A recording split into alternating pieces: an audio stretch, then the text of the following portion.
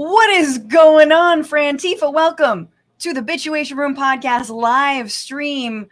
I am your host, Francesca Fiorentini. This is super live, because next to me, reach out and touch just a live little too close for comfort, is the executive editor of the American Prospect, David Dayen. Hi. Hi, I'm appreciating wide-angle lenses now at this moment. We should have just done like a fisheye and been like, me, I'm super fly. Yeah, it's super like a fly. Busta Rhymes video. Yeah, exactly. Yeah.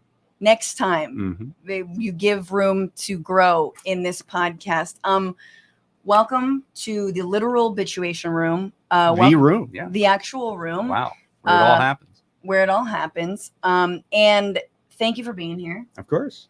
We're so excited because we're going to break down, or at least David is going to break down everything that's going on with this infrastructure bill / Build Back Better Act, reconciliation, whatever we're calling it these days.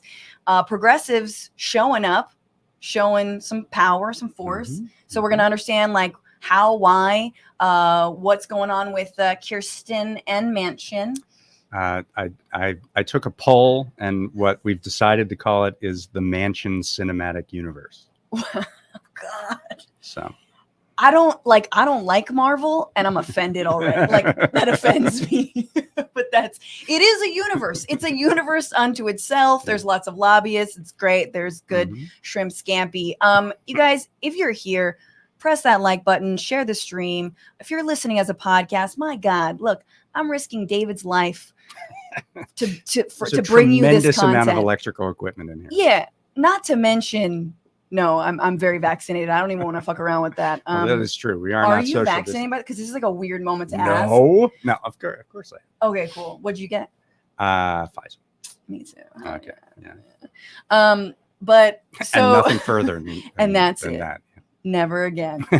Goodbye. And now you own me, Pfizer. Thank you. I will never say Team Pfizer. Isn't that just the worst shit? Like, hell yeah, Team Pfizer. It was an amazing marketing trick for them to get us to call the vaccine the name of the pharmaceutical company. Yeah. Like, that is huge marketing. Every time you talk to somebody else about the vaccine, you're naming a pharmaceutical company. I know. It should have been, it's kind of the way that like in other countries, Philip Morris is actual cigarettes, but in the US, we don't say Philip Morris. Right. Like that's like, it's like Kleenex. Yeah, totally. It should have been like Wellnera. Well, they actually do have a real name. I don't remember it, but Pfizer does have an actual weird name like that. But, chat, I'm relying on you because I'm not going to look that up right now. Super happy to have you here. We're going to get into it all. We are also going to have a bonus episode, a bonus addendum, a bonus story to this entire hour. So make sure to get that by going to patreon.com/bitchuationroom. That's how you get access to it. We're going to talk about our former president. There's a new book out. There's some gems, some tidbits, some deets that I really want to talk about that I feel like no other outlet is really covering except for the Bitchuation Room. And to help us with this hour, I'm super happy to bring in my other guest, not into the room. That'd be really funny if he was like, hey guys, just like under the table. Yeah. But he is an executive, or no, he's not an executive editor of the American Prospect. That's David. Yeah. He's an Emmy-nominated writer and director from SNL, Kimmel, and Apple's upcoming Strange Planet. Please welcome Zack Bornstein. Hello. How are you guys? How you doing?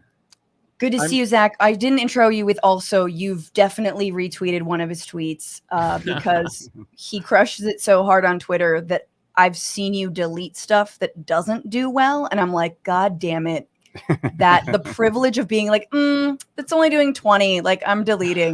Like me, I'm like, it's 20, guys. Like, I'm 20. Hell yeah. Thank God it was a joke. I appreciate it. Thanks for having me. I feel like I disappointed you guys by not just lowering from the ceiling behind the two of you. Yeah. It's like a Mission Impossible kind of scenario. Exactly. Yeah. Just Spider-Man in and lower the mask a little. Who knows? That would have been fun. You guys, we start off every episode of this show with the same question. It is a very pessimistic show, although I'm an optimist ultimately about, state of the world a little bit. We start off the show asking our guests and everyone in the chat, what are you bitching about today? So this is, what are you bitching about?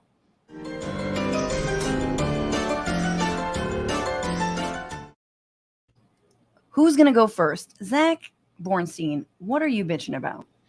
Here's what I'm bitching about, and you guys have probably seen this come back around the internet the last few days. But do you guys know about Salt Bae? Yes. He got famous in like 2017 or whatever for a video of him sprinkling salt off of his arm hair into some meat, and that should have been the end of it. But we found out in the last few days, apparently it went right to his head, and he had a quote in a big profile that said, "Now everybody wants to be a butcher because of me. Now if you ask a kid, they want to be Salt Bae. They see me as an idol. I'm an inspiration to a lot of people in a very short period of time." Here's another. I love this detail. He says he has. I see the baby. He has a first grain of salt in hand. I don't know where he's from, but I imagine it's like some. Turkey. Okay, he has 14 children, which is what he calls his restaurants. He's got 14 restaurants, but he has 9 human children that he's just not counting in that. So he has 9 Salt Bae. All by 9 babies, Salt babies, all from different mothers. Let's be real, okay? And recently, someone posted like a $10,000 receipt from his restaurant where they charge like $11 for a Red Bull and like $1,200 or something for a steak. Imagine how much the salt is. Sorry, yeah, there's a lot of information that David and I are trying to process. We're like, what? $11 for a Red Bull? I was like, okay, that's like a club price, but like $1,200 for a steak. And he like puts like gold leaf on it, but apparently it doesn't taste very good. And there's a video of him at a table in front of a plate he's like slapping raw meat and like one loose bone, and then without changing gloves after handling, he rips up like a $1 Ralph's baguette and puts just like random chunks of the bread on the plate next to the raw meat, like touching raw meat against all kinds of health codes. And then he just pours like 5 quarts of hot oil onto the raw meat and just kind of mushes it all around until it's like heinously greasy. And then he does he just sprinkles some salt off his arm. And all with this just like incredible pizzazz, and he's wearing his like Doc Ock style circle sunglasses the whole time. It's like pitch black at night. I'm like, does that uncooked piece of meat with grease on it then go into a flame at some point, or does he like cut it off and like hand feed it to whomever? He then mushes it around in the oil, the bread, and just kind of makes like a little ripped up Ralph sandwich, and then he'll like place it in women's mouths. He never does the men, always the women. Sure. There's a BuzzFeed review of his and then restaurant. They're pregnant the next day. They get the Salt Baby, and then they just push out a giant shaker, like one of those long, nice salt things. And when their water breaks, it's just salt. It's just. Even Guy Fieri thinks, "Wow, this is disgusting." Yeah, that's tacky. I love this BuzzFeed review. It says, for food to taste unpleasant, it has to taste like anything at all. But it's just this, apparently it's like this flavorless, greasy ooze. And the thing that I love about him, and I am bitching a little bit, but I'm not mad because he just absolutely finessed the whole world into thinking he's a good cook because he can like bounce some salt off his bent arm. And he became a multi-millionaire off of one meme. And the beautiful part, he's this Turkish guy who's just now fully grifting off of these like wealthy idiots who eat gold flake steaks and are willing to pay that trash. Yeah, and so honestly, I think, it makes me some people grift off the poor. Right. Yeah, exactly. So what you're saying is his like young kids, they want to be me. Like that's you. Yeah, I want to be him. He's doing the Lord's work right now. He's the modern day meat Robin Hood. Meanwhile, there's like the asador, or like the barbecue guy. I don't know what you call him, right? Who's like, motherfucker, who cooks the meat, me or Salt Bae? Like, it's you, buddy. Like, you just throw salt on it. Oh God, love that. Very important. Very important. David, what are you bitching about today? Well, I guess in this, I guess we're going to have a theme here because Zack talked about Salt Bae and sort of a charlatan grifter kind of thing. Are you familiar with this situation at Aussie Media? I Googled it and was like, like, okay, until do they want to buy Newsbroke? Until about a week ago, no one had ever seen an Aussie Media link in their email. No one had ever seen it in the wild. However, what we learned is that this guy, Carlos Watson, who was on MSNBC briefly, is the Music Man. Like he was able to obtain millions and millions of dollars in venture capital money for this media enterprise that he claimed a readership of 50 million people for, even though no one I know has ever even heard of Ozzy Media or sent me a link or did anything of that sort. Wait, 50 million? That's like, yes. What does the New York Times get? He was like, counting every email address as a reader, right? So every email address he was managing to scrape, he counted as a reader. He claimed also to have something like 26 million YouTube followers. And they had a meeting. This is amazing. So last week, the New York Times broke this story. They had a meeting with Goldman Sachs to try to raise money for Ozzy Media. And he was touting YouTube being a great partner of theirs and doing all this stuff. So he said, well, I'm going to put on the YouTube guy right now, this executive from YouTube, and just listen to him. And it was another executive from Ozzy Media impersonating the YouTube executive. Yes. In a conference with Goldman Sachs. They yes men themselves. Like they did what the yes men do, you know, that the lefty sort of like themselves. Yes. Yeah. Here's why I'm not mad. They're grifting Goldman Sachs. It's the same thing. Exactly. If you're grifting up, it's a good thing. Here's what I bitch about though with it is that the difference between this and a very successful company is very, very, very thin. So what happened to Ozzy Media is after this all came out, they shut their doors actually on Friday. They just lost journalists and then the board members resigned, and then they just shut down. Facebook did something very, very similar throughout all of its last several years, lying to advertisers about how many people watch their videos, lying to advertisers about their audience reach. At one point, they did a statistic in 2017 that they had the reach of 25 million more young people in the United States than exist in the United States. And yet, not yet though. But once they eventually, gonna, you know, it's all gonna happen. They'll make babies. But because Facebook was a known quantity and already successful, they let it slide and they're lionized because Ozzy was a startup company that lied in the wrong way, although the exact same way, then they get the brunt of it. So that's kind of my bitch there. Oh, I love that. The Theranos of media. The Theranos of media. I think it's inspiring. It's something we can all do. You know, if we just get one friend and we can book a meeting with Goldman Sachs, we can all do this. I need to do that. That's what I want to do. I want like a fake media empire. Yeah. But real. Also real. Like I think the real part would be fun too. That's very good. I had no idea what Ozzy was, and I had to look at it. Like everyone's like, "Oh my God, Ozzy's going under!" Like who? Right.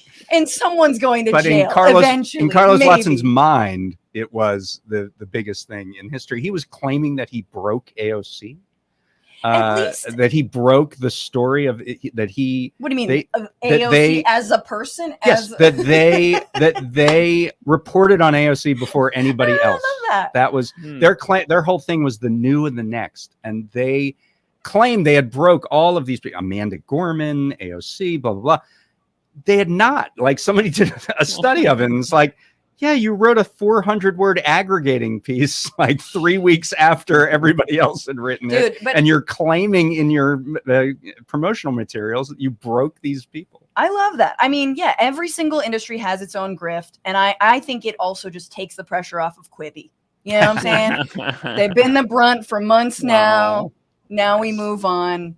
Very good bitchuatings. We got to hurry up very quickly. Okay, so we're going to talk about the infrastructure bill, obviously, and one of the people holding it up who is now back in her home state, basically raising money with a bunch of she had a doctor's appointment, Francesca. Yeah, her foot couldn't do foot things, and so Kyrsten Sinema of Arizona, Senator Kyrsten Sinema, or as I saw her referred to, and I felt like this was so right on, even albeit a little sexist, like manic pixie dream girl boss is the most accurate description of Kyrsten Sinema's like contrarian, quirky, fucking 1% lifestyle. Like that is exactly what she is, right?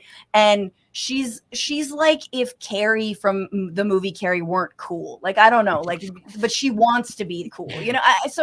And I'm bitching about the fact that not just that she exists and is in the world and is stopping progress, but that there's all these fluff pieces in the media about Kyrsten Sinema being that sort of like, you know, you can't define her, you know, she's amazing. So this is from Axios, which talks about how it's a photo of her on her bike. She's a triathlete. So it's Kyrsten Sinema's allies have some free advice for anyone trying to bully the wine-drinking triathlete into supporting Biden's $3.5 trillion budget bill. She doesn't play by Washington's rules, and she's prepared to walk away. Like, cool. She's a maverick. She flies by the seat of her pants. She's completely unpredictable. She has clearly. She has the style of Miss Frizzle and the politics of Miss Trunchbull. I don't know the second reference. It's the bad person from Matilda. Okay, got it. It works better with the photos. Yeah. Okay, so this goes on. Hang on, to say Axios are saying she's unconventional and a force to be reckoned with. She's known to rise between 4 and 5 a.m. to train for her next race, and she was forced to take up aqua jogging after breaking her foot this summer. See? Oh, no. And you made light of it. Yeah. And yet. She has to do aqua jogging. Millions of people are being kicked off their unemployment, but Sinema has to do aqua jogging. Between the lines, this is just the most ridiculous article that's ever been written. Yeah. Progressives could be forgiven for presuming that Sinema, 45, the first openly bisexual member of Congress, who's easy to spot in her trademark sleeveless dresses, wry wigs, and acrylic glasses, would share their woke politics. Can I just apologize for my generation? Please. Because I am of Generation X, and she is the most Generation X that you can possibly be. So Gen X. And it's not my fault entirely, and yet I shoulder some of the blame. Why? Okay, explain why you think she's Gen X, because I agree with that, but I'm like, I feel like it's the last people who believe capitalism is like great and fine. I mean, I think she's just she has embraced the sort of alternative kind of spirit and ethos of Gen X without embracing any of the politics that you seemingly would go along with that. Right. So she's sort of a radical centrist. I have a real problem. But she does water jogging. Right. Come on. And the thing that was up there, by the way, about the winery internship, she took this while a sitting senator. She took this internship at a winery in Sonoma for 3 weeks. And that's supposed to be like, oh, she's so quirky. The winery is co-owned by the co-founder of a private equity firm. Of course. Yeah. And she held a 5,000 a plate fundraiser while she was there. She wasn't really an intern so much as a fundraiser in waiting at the winery. So it plays into her image while also just being just a corporate sellout. Yeah, and there's another piece by Maureen Dowd. I can't even put it on screen because I actually don't have it, even though I definitely did at one point earlier in the day. But it's very upsetting, and it calls her like Maureen, aka the woman who sold us the Iraq War, works at the New York Times, right? Editor, right? Or anyway, she's columnist now. Is she okay? Yeah. Point is, she's still around in the New York Times sphere, and she wrote this whole piece about how Sinema, her name is aptly Sinema because it's like she's in her own silent film, and she doesn't walk through the aisles of Congress. She just sort of traipses like it's a catwalk or something like this. And it was a little critical, but also like not, and almost in awe of this person. She flaunts the Senate rules that say you can't wear sleeveless dresses in Congress. Like, my God, Madon. Anyway, so I'm bitching about like, why are we treating her like this? And I also say, I think it is sexist to do these fluff pieces. If she were a man, I do not think there would be pieces about her athletics, like what she does in her spare time, what she wears, anything like that. It would be about how she feels about the issues. We don't know anything about Manchin's fucking personal life. Yeah. Thank God. I know he lives on a boat, but I don't know like where he jogs and what manner of water he uses while You might doing think that from job. his fun glasses that he's a progressive like us, but That middle part doesn't mean that he's part of the Zoomer generation, although you might think that. he wears corduroy shorts to Congress. Oh, Manchin. Anyway, we'll get into the actual specifics beyond, obviously, what people are saying about Sinema and what she looks like and wears and does. But we got to do this. Let's talk about the week. We got some good stories. This was the week where R. Kelly was convicted of sex trafficking. Not sure what finally convinced the jury, the testimony of dozens of victims or his forthcoming hit single, Yes, I'm a Pedo Sex Trafficker, Where to Party At? Jamie Spears has finally been freed of the conservatorship over his daughter, Britney Spears, allowing him to at last live as the deadbeat dad he always dreamed of. And in land back news, the Daintree Force of Australia, just 0.12% of the country was returned to Aboriginal ownership, which leaves just 99.88% left to decolonize. Making progress. Singer Shakira claims a pack of wild boars tried to steal her designer purse. What kind of purse? A Louis Vuitton. I'm sorry. One guy, this guy. Justice Brett Kavanaugh came down with coronavirus, and we all know how he'll be taking his ivermectin upside down from a keg. And Alex Jones was found liable in multiple defamation lawsuits over his Sandy Hook conspiracy theories, which sucks because in order to pay damages, he's going to need to think up like at least 3 new conspiracy theories. For everything else, this is the week where.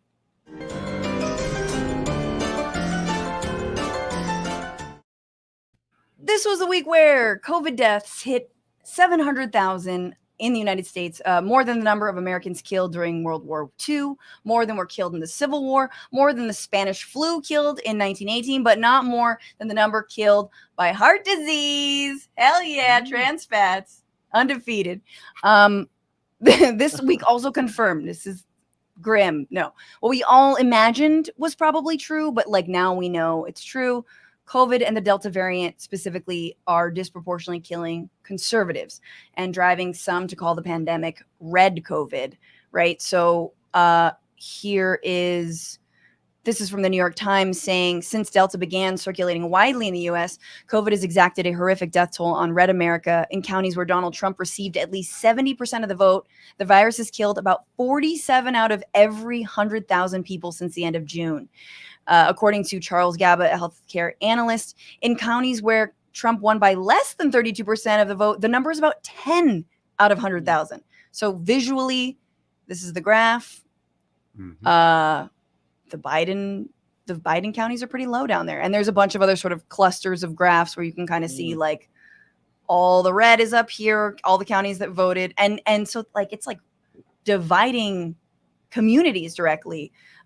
Trump counties are obviously far less likely to be vaccinated, even though Trump himself is vaccinated once again, even though his base hates that. So a Pew Research poll last month found that 86% of Democratic voters had received at least one shot, compared with 60% of Republican voters, which I'm already like, oh, okay, 60? Okay, not fast enough, but like more than I imagined. The political divide over vaccinations is so large that almost every reliably blue state now has a higher vaccination rate than almost every reliably red state. David, what's the strategy here from like a political perspective? Like, why do you want your base to die? You know? Well, I mean, I think one element of the strategy, at least originally, was if we don't get the pandemic under control, then that's going to reflect on the person in the White House. Blue state residents, because they're disproportionately worried about COVID, as we've seen, even when they're vaccinated, they tend to cocoon when there are outbreaks. Mm-hmm. And that has an effect on the economy and on spending, consumer spending. And so you will get a stunting of the growth of the economy if you manage to have this continued outbreak. And so it's not really killing the dudes in your base necessarily just so Biden can look bad, but I mean, that's kind of where we're headed. I Right. mean, there is no question that it was not Afghanistan that brought down Biden's poll numbers in July and August. It was the Delta variant. Yeah. I mean, you can track that pretty clearly. And so, as strange as the strategy is, you could talk yourself into an argument that it's actually worked. And so, where does that leave you? I don't Because know. the blame's falling on Biden. Because the blame is falling on We literally just threw death at Biden and he took it. It's so nuts. I keep wondering how many people would still be alive if they had called it like the Trump vaccine. Because remember, he wanted Right. credit for it. He wanted it, and because he knew it was good and it was effective. And then the companies were like, no, we're not calling it that. No one's calling it that. And then he flipped on it and didn't get credit for it. And now they're just shooting themselves in the head trying to not take it. Yeah, Or if he- Trump Lara. I'm like, now that we're on COVID vaccine names instead of Pfizer, yeah, Trump Lara. Tying shoes. After taking Trump Lara, I felt better than I felt in years. Energy. And my husband's remarked the same. Anyway, sorry, I don't know. I'm imagining what it would be like. Here's my thing about the MAGA mentality. Look, you can't pretend to be concerned about the decline of the so-called white race while staying committed to killing it. All right. You can't say things like immigrants are taking our jobs when immigrants are literally helping you survive in hospitals and saving your lives so you can get back out there and tell them to go back to where they came from. Right. Like, I feel like if you got COVID at this point and you're a MAGA, like diehard, you're out of the xenophobia game. Like, you got to be out. This has got to be that moment for you. Pick a lane, guys. Right. But it's upsetting. I mean, I don't have, like, I had a run-in with a hairstylist this week in LA, which is like the exact person that doesn't get vaccinated in this fucking county. And I was just like, it's just so disappointing. But I don't have very many anti-vax like relatives in red states, and it's not fair. It sucks. Like, it's awful. It's hitting the South real bad. And I, as much as like I want to make fun of it, especially the like AM, anyone who propagandized around, vaccine, like conspiracy theories, like fuck them to forever. I really don't care. But people shouldn't, have to be who've been propagandized too. I think that's awful. And there's a question of why, like, right. Like, and I was reading this article interview with Rebecca Onion in Slate magazine, talking to this political scientist, Angie Maxwell, who wrote a book about the idea that there's a Southern inferiority complex among the white South, of feeling like we're being criticized. Now we're just going to lean into that criticism. Like, yeah, we are the worst, you know what I mean? Or something like that. And she kind of goes in, it's like a really interesting interview, but then she ends it with basically like, I don't know if that's exactly what's going on when it comes to getting vaccinated or not. Instead, she's like, the only thing that's going to work is mandates. She says, I don't usually like government mandates, and I think they should be rare, but I feel like a mandate in this case is a way for people to save themselves. A lot of these people are marks of a con, and a mandate, as much as they may hate you for it, could very well save their life and save the lives of others. In the South, there are some things the government has had to force to make happen. There's a backlash to that, a resentment, which is why I say that mandates should be rare. But on something like this, where it affects other people, mandates are the way. Yeah, I mean, I think that there is a sense that conservatives kind of wanted Biden and the Democrats and various states and localities to put forward a mandate, Right? Because it plays into their sort of victimhood strategy of you're forcing these things that we don't want, you're forcing down our throats. Now, mandates are very successful on vaccines. I mean, we saw this. There are a lot of stories in the last week or so, like 300 people at United Airlines were fired because of vaccine mandates. United Airlines has like 100,000 personnel. So, 300 is a very, very small portion that isn't accepting, however grudgingly accepting a mandate. So mandates are successful, but they allow conservatives to write a narrative that says Biden is forcing you to do something to your body that you shouldn't, that you don't have to do. You can't make your own choices. And it plays into sort of their larger narrative. Yeah. About the nanny state, about, big government and so on. So there is the nanny state literally trying to keep you alive. Right. At this point, people should have the personal choice to drive drunk. I mean, that's where the libertarian mindset leads you to. Oh, I mean, yeah. And it's not there's a very that famous far down the mindset. It's like 2 stepping stones there. There's a famous YouTube video of the libertarian presidential debates. Oh, it's so good. Where it's like, should there be seatbelts in cars? And they're like, hell no. and then Gary Johnson actually ends up getting the libertarian nomination. He goes, seatbelts in cars? I don't know. I think we should have that. And he's totally booed. What is Aleppo? Oh, Gary Johnson. But Republicans would be like, you know what? It's taking jobs from these body scrapers. These guys who scrape bodies off the road. They're hardworking. So true. And exactly like seatbelts. If it weren't a law, you bet your ass that broadly, not beyond the Libertarian Party, it would be a talking point among most of the right wing if it weren't a law. So it's like, so would drunk driving. It'd be any sort of semi-culture war terrain they can fight on, they're going to take it. Right. So it's like, well, then lay down a fucking law, lay down a mandate, and people will begrudgingly follow it. And then you have the most crazies, the libertarians, are like, no, that shouldn't be. But I totally agree with you. And even in California, like healthcare workers were only like 70 to 80% vaccinated. And then once, Kaiser, et cetera, and other folks like instituted a mandate, we went up to like 97% vaccinated. So they do work, and you can always blame the government. Yeah, blame the government, dude. At least you're keeping people safe, What you're saying, it always makes me think about how hard it would be to do just like basic societal things nowadays. Like, just imagine trying to pitch the idea of libraries nowadays. Like, if that hadn't existed for already 500 years, people would be like, you are out of your mind. What? You're taking money from bookstores? Books? What do you do with them? What are you talking about?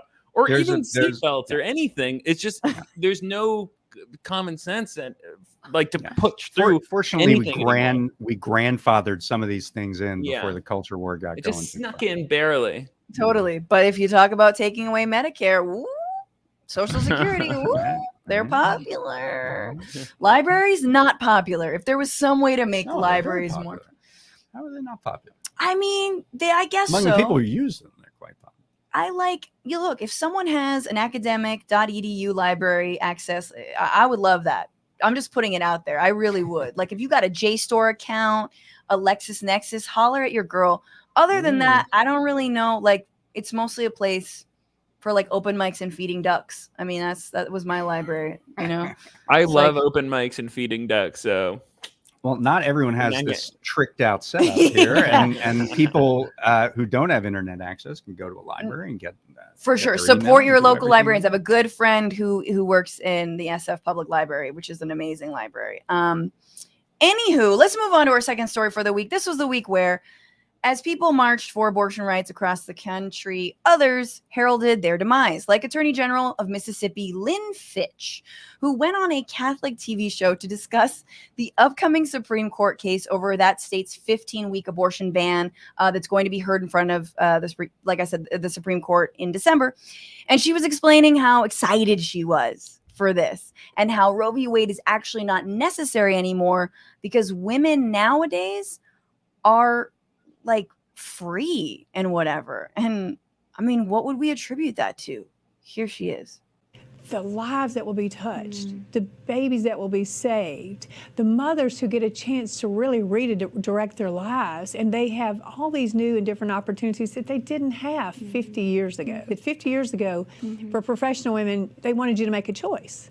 Yeah. Now you don't have to. Now you have the opportunity to be whatever you want to be. You have the option in life to really achieve your dreams, your goals, and you can have those beautiful children as well. Yeah, absolutely. We love them both. We love both the mothers and the babies.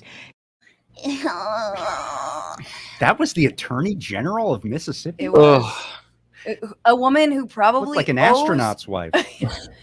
But yet owes her ability to even sit in that role likely to Roe v. Wade itself. Like, I love conservatives in their logic of how they love to just like climb up the ladder of success and then fucking pull it out from underneath them, right? After they've ascended it, then they turn around and are like, what are ladders? Okay, ladders are fake news. I jumped this high, all right? But listen to her argument. Okay, it is the idea, this reactionary Talbot's Catalogue yacht mom.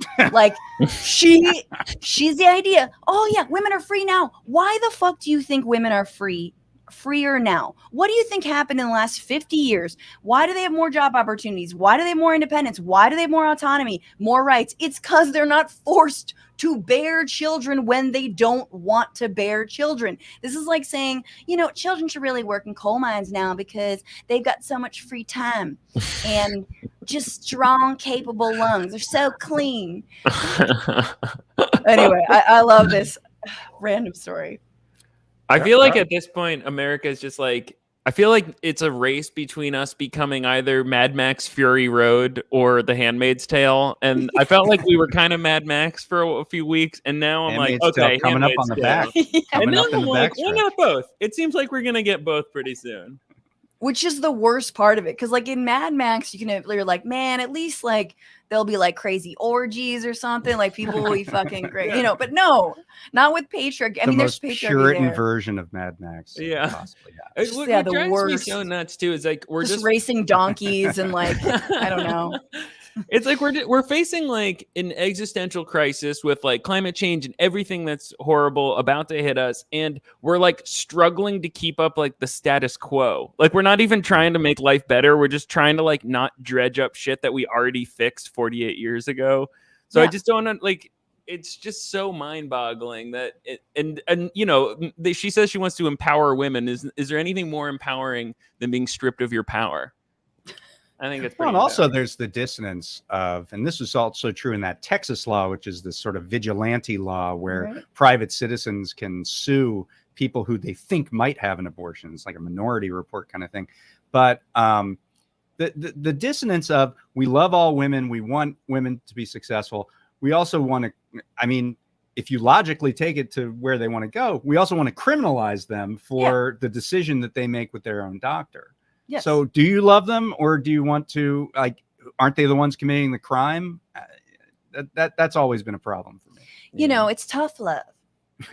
You lock them up and it's tough love. No, I mean, and that's the thing of like two things. One, if we lived in a world where, you know, we could even survive on a single income, where a family could survive on a single income, like, then I'll be listening to your fucking nuclear family. Women have to be back in the, you know, kitchen bullshit, you know, and like have as many babies as possible. Like, really? Who's going to pay the bills? You need 2 incomes, even fucking support a family now. Secondly, if any of these conservatives were for, you know, universal pre-K, paid family leave, any of the things that help people have families, you know, extending the child tax credits we're going to talk about, it's like, then come talk to me about all that other bullshit. I still disagree with you, but you're completely non-consistent on whether you care for families or women. Currently, what else the Attorney General is doing, I looked this up, she's trying to overturn a ruling that was requiring Mississippi to improve its mental health care system.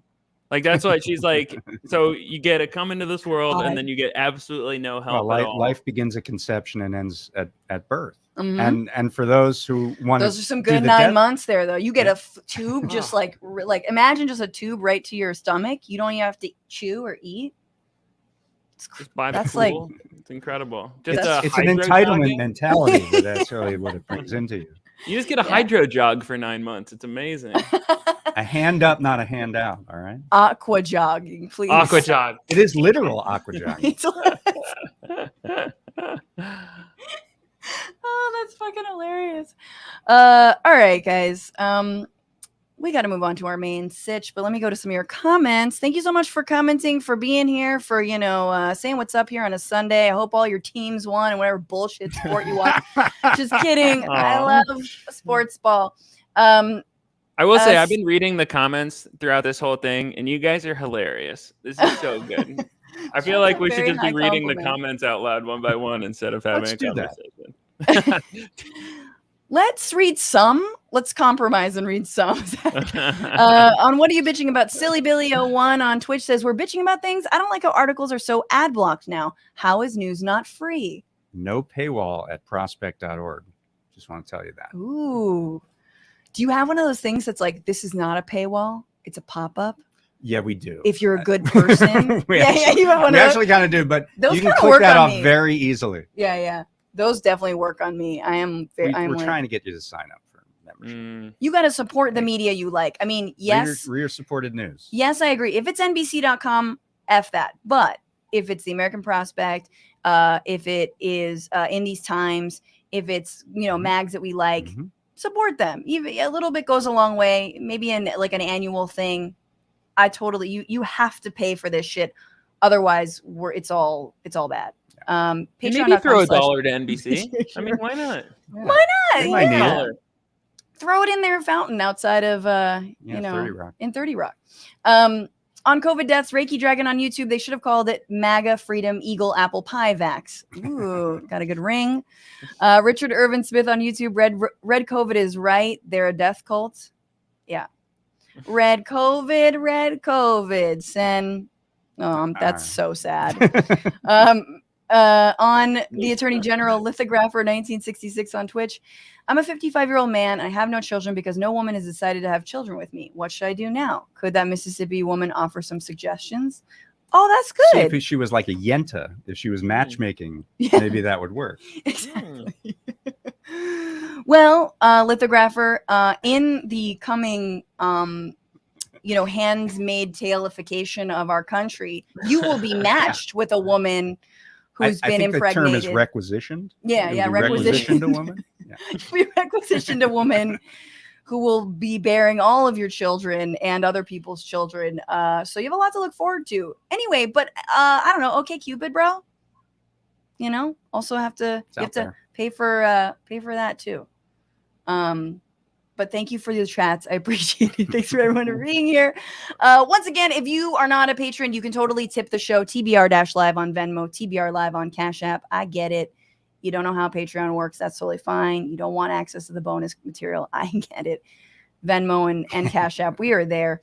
But let's get into it. Another week has passed. There's no deal on the $1 trillion infrastructure bill or the $3.5 trillion Build Back Better Act. There are holdouts from centrist Democrats and also holdouts from progressive Democrats trying to hold the line. This is the Sitch.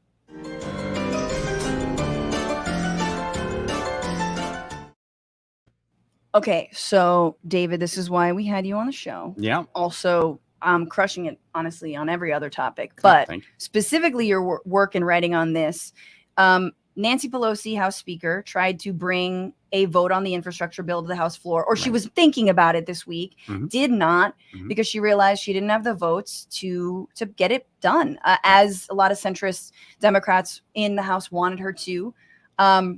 For context, for those of y'all who don't remember, and maybe David can explain this better than me, this was always an in tandem vote. So it's like $1 trillion for infrastructure. There's less than that, right? Yeah. Because there's the new spending is $550 billion in new spending over 8 years. And then the rest of it, that is actually it. Because, I know. I sometimes in government, it's a very small percentage of the federal budget. And existing spending is something called the Surface Transportation Bill, which is routine highway spending that goes out every year. Anyway, you pay for it through the gas tax.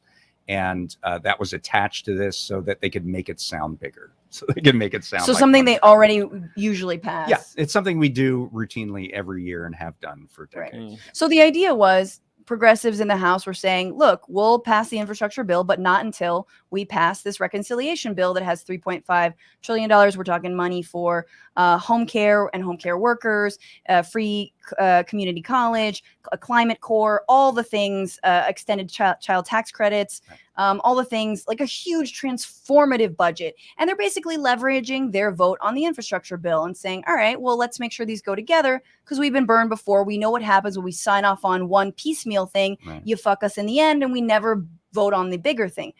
So that seemed to have been working. And then this week, it seems like Nancy Pelosi broke with that agreement. Yeah. but still didn't bring this vote to the floor. And now progressives are like, hell yeah, we flexed a little bit. Yeah, What's that's right. going on? What is going on now? What is your assessment of what progressives are doing? I mean, the whole reason that these two things were linked together is sort of a lack of general trust among the factions of the party and a lack of trust in the institution itself. It's almost like that scene in Reservoir Dogs where everyone has a gun pointed at everyone else. Yeah. Like that's what's going on in Congress right now. The moderates don't trust the progressives. The progressives don't trust the they're not moderates, but anyway, you get my point.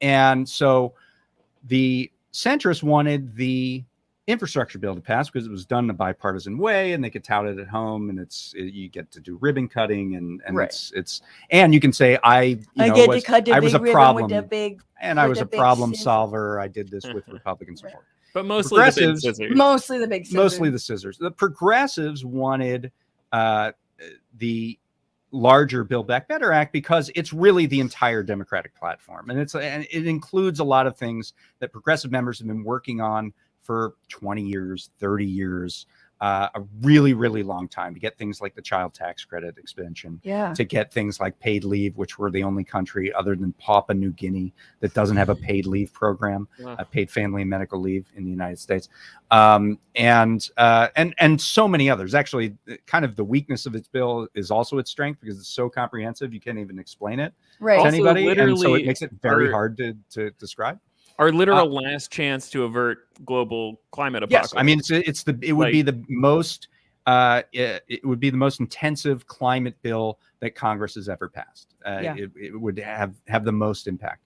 So yes, many months ago, both Joe Biden, Nancy Pelosi, and Chuck Schumer put together this 2-track strategy, and they said, okay, we will do the bipartisan bill through the regular order of the Senate, where we can get 60 votes for that, we feel, and we will do that bill that way. Mm-hmm. And then we will do this $3.5 trillion Build Back Better Act through the budget reconciliation process. And it's not important to explain what that is. All you have to know is that it only needs 50 votes in the Senate. Right. It circumvents the filibuster. It gets around the filibuster, which is a ridiculous thing where we have a supermajority for any legislation. It definitely should go away.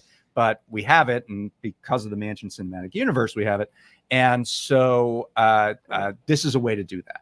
And the idea was that the Senate would pass both of those bills first, because House progressives, as you said, did not trust that that they could pass one bill and then the moderates in the Senate, the Manchins and the Sinemas, would sign off on the other portion of it. Even getting to that point feels like a pretty big win for progressives. It was, and this was the road everyone was going down, right? Until a group of House Democrats led by Josh Gottheimer, who is a member from North Jersey, who put together a gang of, I think, 9 members. And what they actually did was force the vote, is what they did. They said, we want a vote on the infrastructure bill on a date certain. Right. And they said this as a consequence of moving to the reconciliation bill. So they had their leverage, and they said, we want this vote on September 27th.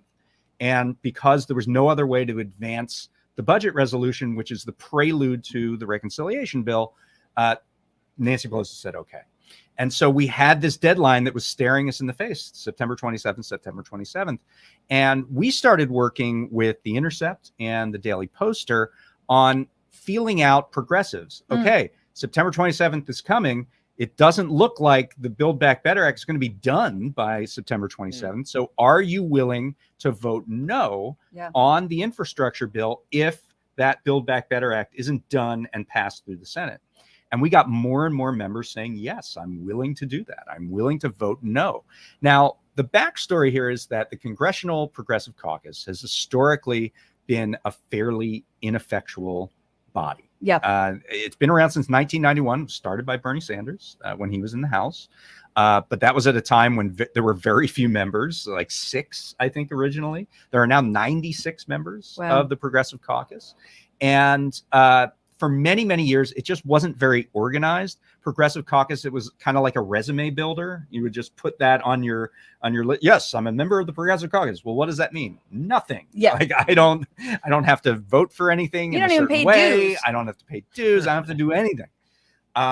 For a while, they had co-chairs, and that didn't make it twice as organized. It made it half as organized, kind of. So really, this started to turn around when Pramila Jayapal entered Congress. And she entered Congress in 2016. After 2018, she became co-chair of the Progressive Caucus. And in this session of Congress, she is now the sole chair. And she came to it with more of an organizer mindset that, we have a large block, almost half of the entire Democratic caucus in the House. Yeah. And we need to use our power. We need to actually wield power here. And if there's something that's going in a direction we don't like, we're going to speak up and we're going to say, look, we're not going to go ahead and move forward with this. And they tried this in a few instances in 2019 and 2020. But of course, the Senate was in control of Mitch McConnell. And so there wasn't really anything that finished to come out of that. But this time around, they were able to say, look, we are not voting for this bill. And we had a whip count of up to, I believe at the end was 29 or 30 members who said, we're not going to do this. And Nancy Pelosi only has a margin of 3 votes in the House. It's a very thin margin. And there weren't enough Republicans to offset that who would vote for this bipartisan bill, even though it was supposed to be bipartisan. So as the date kept coming closer and closer, first Pelosi delayed it from the 27th to the 30th. And then she delayed it another day and said, oh, it's the same legislative day, like she was bending time and saying October 1st is actually still September 30th. Well, when the rooster crows at the midnight, it means, I don't know, I feel like she's got some campy way of explaining that. The Baltimore. I think she got one of the Doctor Well, Strange I can't rings. actually. I think there's my grandchildren. I'm sorry. There you go. I can't. So anyway, and then they finally ditched it. And Biden came down to the Congress on Friday and said, look, we're not going to get this done until we get a deal on the Build Back Better Act, essentially aligning himself with what progressives were saying, which Biden was the deal all along. Biden was the one to do this. Yes.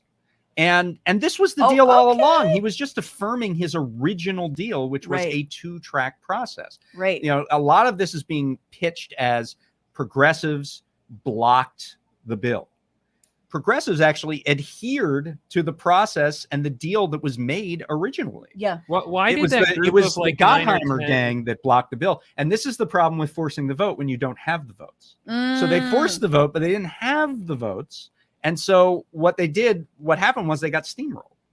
And now everybody is in the room talking, trying to negotiate terms to get to a bill. I don't know that it's going to be 3.5 trillion. Obviously we got to deal with Manchin. We got to deal with Sinema, but it's not going to be 0. And that's the road we were headed down when we were going to pass this bipartisan bill first and then have no guarantees on whether we were going to get a reconciliation bill at all. Right. So you're saying Biden actually did come down and say, no, we're not going to skirt around the agreement that we made to pass this 2-pronged legislation. And Zach was just asking who these 9 people are. Are they like, these guys are the people who are like, I don't want to lower pharma costs. This is the interesting thing, because you would think that they would be 9 members in the most swing districts in America that need Republican votes to win their reelections. And so they have to sort of straddle both sides of the fence. That's not true. What was their incentive then? Is in a safe seat. These are corporate Democrats. These are corporate Democrats that take corporate money and are working on behalf of corporate America to block the tax increases in the I don't know. I don't think someone would do that. Why I don't think someone would take money like that. I know their hearts, and I feel like their hearts are just in the center, and that's like, they have moderate hearts. So I mean, that's what this is about. This is not about kind of the people in tough districts, the frontline members. That includes people like Katie Porter, right, who is in a tough district in Orange County, and she's one of the leadership of the Progressive Caucus, and she said, look, frontline members need this bill because there are tangible benefits in Build Back Better for these very swing districts, things like reducing the cost of childcare, reducing the cost of prescription drugs, which Democrats have been running on for like 15 years, reducing housing costs. So this is not about frontline members. It's about corporate Democrats who are acting on behalf of corporate America. Yeah. And I want to go awesome. to I just think that's so cool. America, bro. And yet, but I mean, what you can say that is cool is that progressives held the line. Yeah. They promoted the great band Toto, hold the line. And they said, look, we're going to take a stand here, and we're going to honor the deal that was already struck. Right. And they did it. And it doesn't mean they're going to win every single thing that they want moving forward, but they're in a much better position, and they're taken seriously within the Democratic caucus and among the media. And that is different. I mean, everyone assumes that progressives will fold at some point. Right. And here was a moment where they didn't. And what they got in exchange for that is some respect. Hell yeah. And it would have been so easy for Biden to go the other way too. Like it would have just been simpler. So I do think there's some credit there for and, I mean, Pelosi, I think at some level, Pelosi did, she set up this vote and everything, but she never actually whipped the vote. She never tried to get progressives to change their mind, really. And I think she was almost presenting this to the holdouts to say, look, you're playing a losing hand. You don't have the votes. And so now we're going to have to compromise. But she can also bend time. Yes, she actually did. She definitely can. By different rules than the rest of us. Yeah. Well, okay. I want to go to the leader, or one of the leaders of the Congressional Progressive Caucus, who, as David says, have really coalesced into a force that actually does stuff rather than sort of a symbolic, I am part of the progressives. Like, no. And then we strategically wield our power around different issues and legislation. So here's Pramila Jayapal explaining whether or not this is going to get done, the bill's going to get passed, and then what the final number could be. And it's a little long, so I may scrub. Get to yes so that both bills can get passed and on the president's desk for a signature. Absolutely. We absolutely will. I am totally confident of that. We're going to pass both bills. And I am just really proud of the Progressive Caucus this last week because we got the two bills back on track. The bipartisan infrastructure bill obviously was done. It was ready. But by saying we're not going to leave behind women and families who need child care and paid leave, we're not leaving behind the climate crisis and real action on that. We're not leaving behind housing that is desperately needed across the country, and we're not leaving behind immigrants. We actually were able to say, let's get them both done together. 85% of the president's agenda is in the Build Back Better Act. And 5 months ago, Jonathan, he came from the White House to the Capitol, laid the case out to us, and we can't wait to get both bills to his desk. So that's exactly what David was explaining about, this was always the plan the entire time. And what I love is that, for progressives who are constantly told like, oh, you're not Democrat enough. And, Congressional Progressive Caucus started by an independent, started by Bernie Sanders, that Pramila Jayapal, Representative Jayapal, has been going on like talk show after talk show after talk show, so many spots, and just being like, we're supporting our president. This is what the president wants. This is the president's agenda. And it's like so delicious, and it's good framing. And a lot of this agenda came out of what they called the Unity Task Force meetings between Biden and Sanders representatives during the campaign. And they came up with this Democratic platform. Mm-hmm. And largely what's in the Build Back Better Act is the Democratic platform. So there's a lot of Sanders in here. And that's why he has been probably among many the most enthusiastic for the bill, and also the most supportive of what the Progressive Caucus was doing. Right. During a caucus meeting, we reported this, and The Intercept reported this. During a caucus meeting 2 days before, I believe it was last Tuesday, Sanders relayed a message saying, you need to hold the line here, and you need to not vote for this bill, or else we're not getting anything. I mean, Yeah. he laid it out pretty clearly. Yeah. And so in many ways, the strategy is very much taken up by Bernie as well. I remember seeing that first reported by Oxy Media. That's Ozzy. Oh, sorry. Not Oxy Media is Ozzy. about acne. Yeah. It's Oh, some okay. great stories I've about always acne. been like but 10% off on my callbacks here. Aqua jogging, Oxy. Me too, dude. they were first, though. Let's see. They're the new they're and the gonna next. So they rebrand were as first. Oxy. It's gonna be the way Eric Prince like rebrands all his like private Yes. security Yes. mercenary companies. We're the Black Doves. Okay, so obviously there are two people in the way. Mhm. We're talking about the House, really. We've been talking about the House now. And then there's the Senate, and we've Right. got Manchin, and we've got Kristen Sinema, who we talked a little bit about. Sinema, I just want to drop this. She's in Arizona this weekend raising more money essentially by corporations and people who want to tank this bill, Right. the reconciliation, $3.5 trillion. She earlier this week met in an undisclosed location in Capitol Hill, held a fundraiser with 5 business lobbying groups who agreed to write checks between $1,000 and $5,800 after spending 45 minutes with her.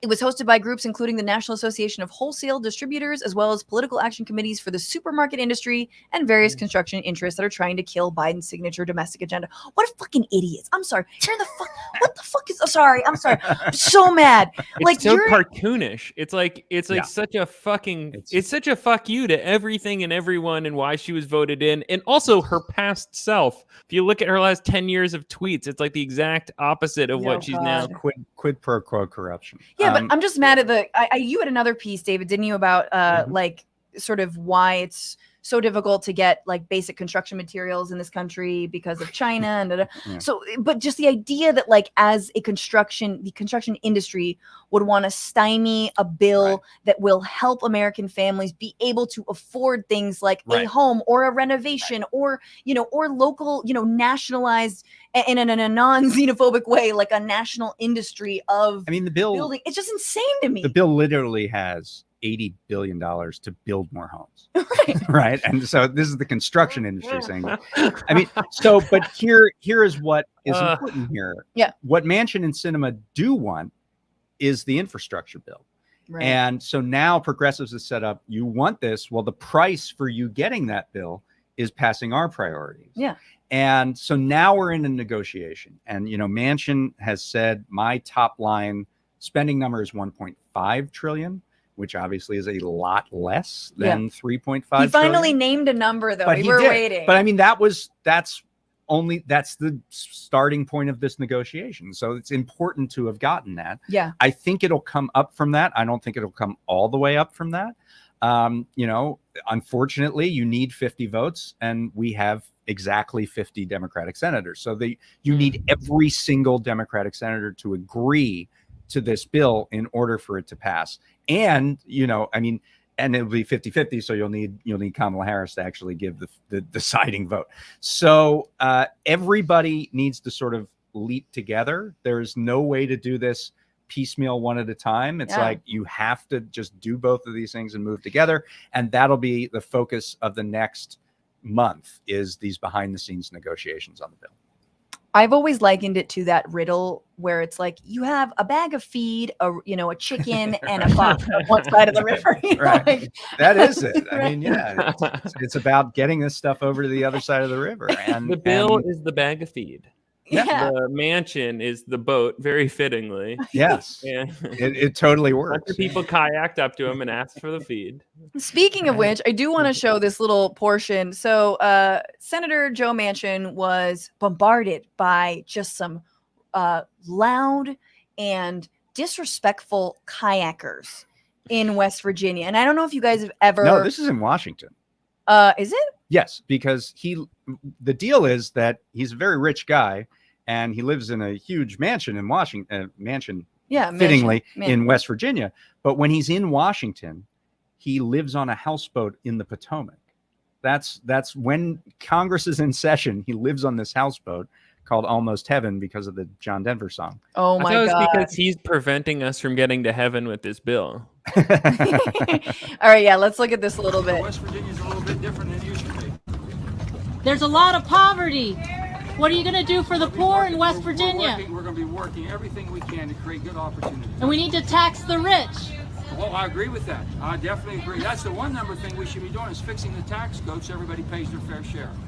So he's leaning off the back of his boat called Almost Heaven, and he's got his sort of like no tie on, his like white shirt, and he's actually engaging these protesters in some discussion. I have to kind of give it to Manchin for engaging in that. I mean, he is doing a back and forth. Like Sinema just would run away, but he did say he wants to avoid a entitlement mentality while leaning over the edge of a yacht, shouting at kayakers, begging for basic human life. If one of them flipped and drowned, but he would not send them. The substantive policy issue here is that Manchin and Sinema want different things. So Manchin. He says he wants everyone to pay their fair share. He wants to change the tax code. He does. He's put out in his little term sheet enough spending, enough tax changes that would get you to his $1.5 trillion number. What doesn't he exclusively like on taxing the rich and corporations. He's just like, he's just taxing them a little less. Just let me keep coal.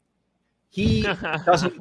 He's obsessed with the deficit and doesn't want any kind of long-term spending. And yes, climate. He is, this is literally a guy who in a campaign ad shot a bill that was the Green New Deal. Like he literally did that. Why are they always shooting Democrat? Why are they? You don't need to shoot something to show that you're against it. But on the other side, I know that's hard for some conservative-minded people to understand, but your campaign ad doesn't always have to be like, I'm literally shooting socialism, like, like Marjorie Taylor Greene's. Right. Like, come on. It was a Prius, too. On the other side of this is Sinema, who doesn't mind spending on climate, doesn't mind some of the other spending measures in the bill, but doesn't want to do the taxes. Right. So I don't know if this is coordinated or not, but you have Manchin, who would not mind the taxes but wants to cap the spending, and Sinema, who would do more spending but doesn't want to do the taxes. And so how do you square that circle? How do you get both of them to agree with something and that would satisfy the other 48 senators and that would satisfy almost the entire caucus in that? Here's what you do. You bully them on kayaks. You go to your home in kayaks. Right. It's a kayak strategy. It's a start. Even Sinema lives on land. You still got to just kind of scoot your way up in the kayak. Yep. I believe they did follow her into a bathroom in Arizona today. I saw that. There's video of God. She definitely would never spare a square. That is for sure. All right. She'll spare a square, but she just won't. She doesn't want to tax the trees to get the square. We got to move on to our final segment. This has been so fun, so enlightening. Thank you, David, for taking us through that. Sure. Everyone's gonna have to watch that back. Take their notes. See what happens. Prospect.org. We got plenty of this stuff. Follow David, obviously, for everything. He's got great articles, and prospect.org as well. But let's move into our final segment, our fun segment, palate cleanser. We're talking about there was a tweet circulating on the Twitter machine, which was, which fictional character from a television show would be anti-vax? And I love that question. I think it's very, very fun. So everyone in the chat and the two of you here now, this is character anti-vaxtor.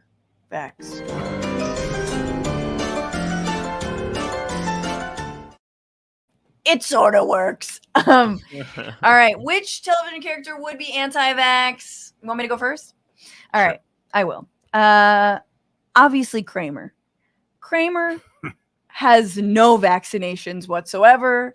He cheated his way out of every vaccine. He's got all the hepatitis. Hepatitis.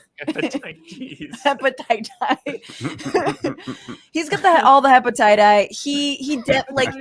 When he gets COVID, he's gonna take ivermectin. He's gonna start whinnying randomly and be but I've never felt cleaner, but that's. He's such an anti-vaxxer. Also, I was looking at Sex and the City, and I was thinking, out of the four, who would be anti-vax? It's not going to be Samantha because she's got a bone. You know, she's got to be out. You know, she needs to be vaxxed and waxed and, you know, out on the town. So you've literally never heard vaxxed and waxed? Oh, bless your soul. Bless your heart. I'm very sheltered. I'm very It's cloistered. the only thing that rhymes with vax. That is true. And tax. But anyway, Seems so like there's actually quite a lot of things that rhyme. What else? Axe. Oh, fuck.